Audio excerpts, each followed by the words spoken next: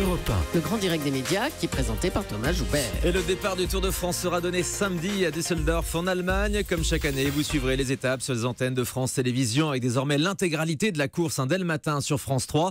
Et du nouveau dans l'équipe de commentateurs puisque Franck Ferrand va succéder à Eric Fotorino et au mythique Jean-Paul Olivier pour nous commenter les beaux paysages du Tour. Franck Ferrand, bonjour. Bonjour Thomas, bonjour Julie, bonjour à tous. C'est votre premier Tour de France ou vous aviez déjà suivi la grande boucle ? Eh non, j'aurais adoré le faire. C'est même un rêve d'enfant, mais en l'occurrence, c'est la première fois que je vais suivre tout le Tour. Alors, c'est pas suivre d'ailleurs, dans mon cas, ça va être plutôt précéder, puisque nous précédons la caravane, nous arrivons dans la ville-étape quelques heures avant les coureurs. Donc, et chaque jour, vous serez donc dans la ville-étape pour commenter dans cette cabine de commentateurs. C'est ça.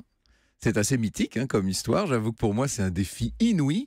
D'habitude, quand on me propose quelque chose, vous savez, moi j'ai un tempérament un peu... Je ne sais pas comment on pourrait définir ça d'ailleurs, mais j'hésite toujours. J'ai dit, je ne sais pas, je vais voir. J'ai toujours peur de... Je me dis, oh là, comment je vais faire ? Mais là, j'ai tout de suite dit oui. Sans hésiter. Dès que Laurent-Éric Lelay m'a appelé pour me proposer ça. Exactement, j'ai dit oui tout de suite. Parce que encore une fois, c'est un rêve. Vous imaginez, c'est ce qui s'appelle être aux premières loges d'un des plus grands événements de la planète, quand même. 1,4 milliard de téléspectateurs tous les jours. Alors, vous êtes chargé de commenter donc les paysages, les monuments, pas du tout l'aspect sportif. Oui, on est bien d'accord, je ne suis pas un grand spécialiste du cyclisme, mais Julie le sait bien, puisque nous l'avions fait ensemble en 2006, pendant l'été 2006.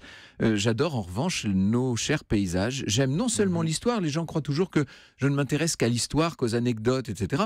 J'aime aussi la géographie, j'aime le terroir, j'aime les tradition, l'architecture, enfin tout ce qui fait la splendeur de ce pays. Et qui est d'ailleurs une des raisons de regarder le Tour de France à la télé. Il y a d'ailleurs énormément de téléspectateurs et de téléspectatrices qui regardent le Tour uniquement pour les paysages. Alors je ne connais pas la proportion exacte, mais d'après un certain nombre d'études qu'a faites France Télévisions, il semblerait qu'une majorité même de téléspectateurs regardent d'abord pour le paysage et ensuite pour les coureurs. Avec des images, des vues aériennes splendides. On a fait des progrès incroyables d'ailleurs avec les hélicos, les drones. C'est toujours Jean-Maurice Hogg qui est aux manettes. C'est quand même une sorte de chef d'orchestre. Moi, je découvre tout ça. J'ai vraiment les yeux grands ouverts.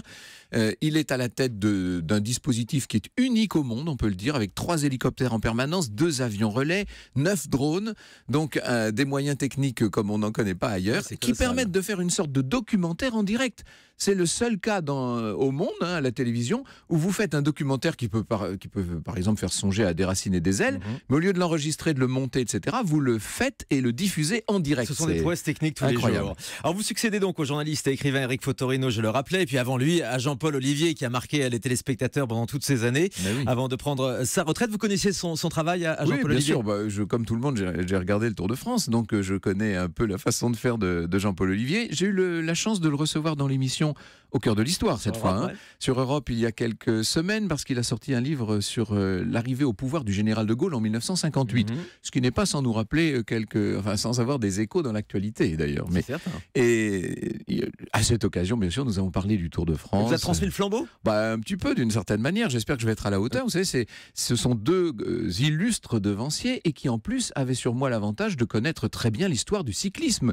Vous leur parlez de n'importe quelle étape, de n'importe quelle année du Tour de France, ils savent exactement vous la décrire.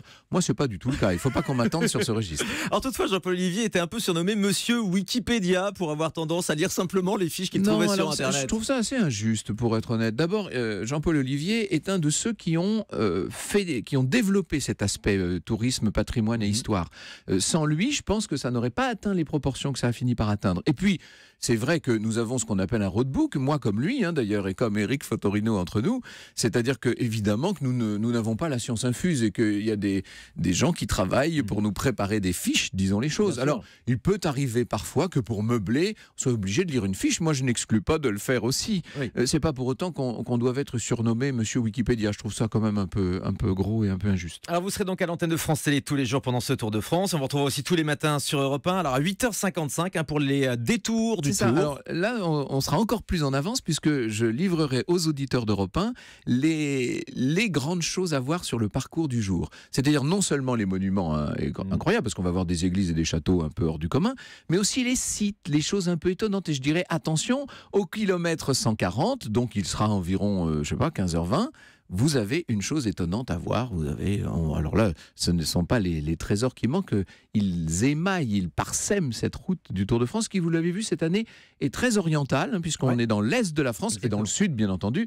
Et nous allons traverser les 4 massifs montagneux. Cette fois, il n'y en a pas un qui ça promet échappe. de belles images et de belles étapes aussi pour tous ceux qui aiment le cyclisme. Puisqu'on parlait d'Europe 1, Franck Ferrand, vous savez si vous serez de retour à la rentrée, les auditeurs vous retrouveront? Oui, je ne sais même pas si on peut parler d'un retour, parce que depuis 14 ans, ça commence à... Je dirais que je serai toujours là, en tout cas. Exactement quand et comment, je ne peux pas tout à fait vous le dire.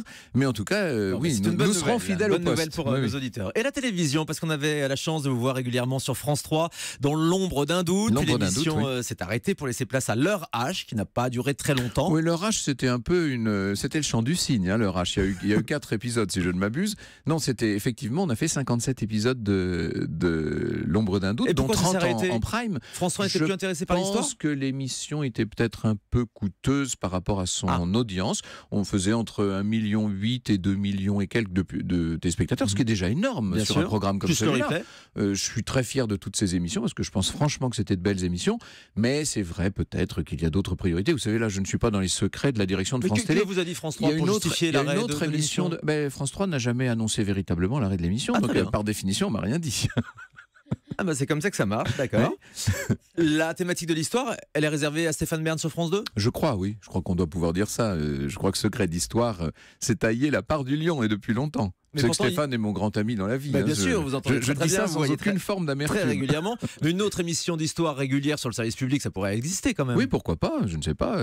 Avis aux amateurs. Vous avez toujours des projets avec France Télévisions? Pour l'instant, non. Et si je devais avoir des projets avec la télé, France Télévisions ou autre, ce serait peut-être plutôt dans le domaine de l'histoire de l'art et de la peinture. Je vous avoue que c'est ma passion dans la vie. Je ne vois pas pourquoi ça ne deviendrait pas ma passion à l'antenne. Et voilà une piste donc pour le service public. Et vous, une carrière à la Stéphane Bern qui s'est un petit peu détachée au fur et à mesure de l'histoire des têtes couronnées pour aller vers du divertissement? C'est pas une piste qui vous intéresse? Je pense que nous avons tous plus ou moins notre modèle dans ce métier. Le modèle de Stéphane, c'est Léon Zitrone, incontestablement, qui l'a parrainé dans les débuts, ici même d'ailleurs. Le mien serait plutôt Alain Decaux, et je me rappellerai toute ma vie ce conseil d'Alain Decaux: ne sortez jamais de votre domaine. Et je pense que, en ce qui me concerne, en tout cas, c'est ce qui me va assez bien. Et le projet que vous aviez avec Stéphane Bern, justement, c'était plutôt de faire de la fiction. Il y a un projet qui est écrit, qui est même en cours de production. Oui, alors ça c'est très long, parce que c'est passé, vous savez, c'est entre les mains des Américains maintenant, si je puis dire. Ah oui. Mais depuis que c'est aux États-Unis, le projet a tendance à être un petit peu moins présent pour nous, mais il se développe. Oui, j'espère bien qu'il verra le jour dans les 2 ou 3 ans qui viennent. C'est quoi? C'est l'histoire d'une famille royale d'Europe du Nord? Exactement, une famille royale d'Europe du Nord. Aujourd'hui,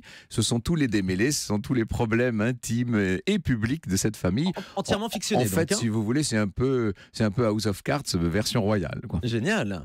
On s'amuse beaucoup. Et vous avez donc écrit, vous avez participé à l'écriture avec Stéphane Bern. Exactement. C'est une coécriture à 2, à 4 mains. Et comme nous l'avons fait beaucoup pour les livres, vous savez qu'on a écrit beaucoup de livres ensemble. Et quand on écrit à 4 mains, nous, c'est vrai. C'est-à-dire que c'est pas, on se répartit pas 10 chapitres chacun.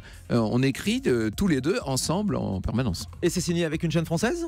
Ah non, il n'y a pas de chaîne du tout pour l'instant. Non, c'est un producteur. C'est Gaumont, pour tout vous dire. Mais après, il faut trouver une chaîne. Ça, on n'en est pas là du tout. Je pense que ça sera diffusé à l'étranger avant d'être diffusé en France, entre nous. Franck Ferrand est notre invité ce matin. Toujours passionnant. Franck, à tout de suite avec Willy Robelli.